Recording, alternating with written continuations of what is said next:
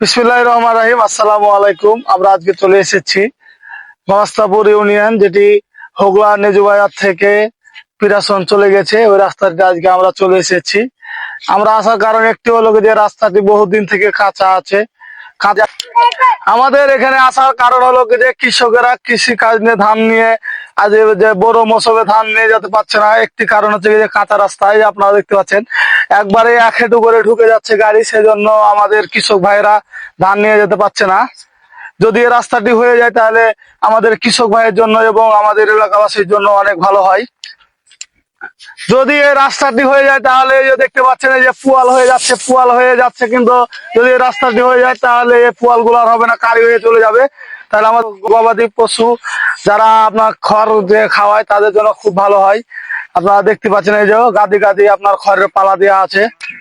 আপনারা দেখতে পাচ্ছেন হেভি কাদা, এই কাদার কারণে আমাদের কৃষক ভাইরা ধান নিতে পারছে না। এখন শুকার কারণে কম কাদা আছে, কিন্তু যখন একটু বৃষ্টি হয়, একটু যদি বৃষ্টি হয় তাহলে অনেকগুলো কাদা হয়ে যায়, গিয়ে গাড়ি পুঁতে অনেক সমস্যা হয়। কৃষি ধান নিয়ে যাওয়ার জন্য আমাদের এই যে ট্রাক্টর চলে যাচ্ছে, যে ট্রাক্টর যেতে অনেক কষ্ট হচ্ছে। যদি এই রাস্তাটি হয়ে যায় তাহলে এই ভোগান্তিটা থাকবে না। এই যে অনেক কষ্ট করে যাচ্ছে, এই যে আপনারা দেখতে পাচ্ছেন অনেক কাদা থাকার কারণে ওই সাইড দিয়ে গেল, ঘুরে ঘুরে গেল গাড়িটি। যদি রাস্তাটি ভালো থাকতো তাহলে গাড়িটি আমাদের অবিকল সোজায় চলে যেত, কিন্তু দেখা যায় কি যে রাস্তাটি কাদা হওয়ার কারণে গাড়িটা একটু দূর দিয়ে ঘুরে গেল।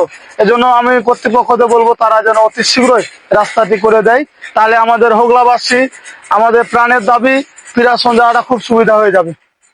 এই যে আপনারা দেখতে পাচ্ছেন গাছে আম। আপনারা জানেন চাঁপাইনবাবগঞ্জ জেলা আমের রাজধানী, কিন্তু আমের রাজধানী হওয়া সত্ত্বেও অনেক কৃষকের মাথায় হাত। কারণ যে এই যে আপনার দেখা যায় কি যে জ্যৈষ্ঠ মাসের সময় যখন আম পাড়ার সময়, তখন এই রাস্তাটি অনেক কাদা হয়ে যাওয়ার কারণে অনেক আম চাষি আম এই রাস্তায় না কিনতে এসে যারা আম ব্যাপারী থাকে তাদের জন্য অনেক কষ্ট হয় এবং আম তারা বিক্রি করতে পারে না। যদি রাস্তাটি হয়ে যায় তাহলে তাদের জন্য খুব সুবিধা হয়।